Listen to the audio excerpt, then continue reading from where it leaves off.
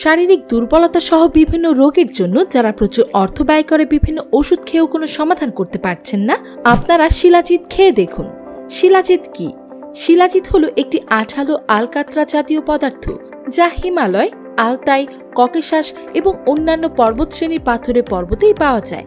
এটি উদ্ভিদ এবং অনুজ পদার্থের পচন দ্বারা শতাব্দী ধরে গঠিত হয়, যার ফলে একটি পুষ্টি সমৃদ্ধ রজন হয়। শিলাজিতের অন্যতম প্রধান ঔষধি গুণ হল এর খনিজ উপাদান। শিলাজিৎ কেন খাবেন? এটি রোগ প্রতিরোধ ক্ষমতা বাড়ায়, এছাড়াও হার্টের স্বাস্থ্যের জন্য উপকারী।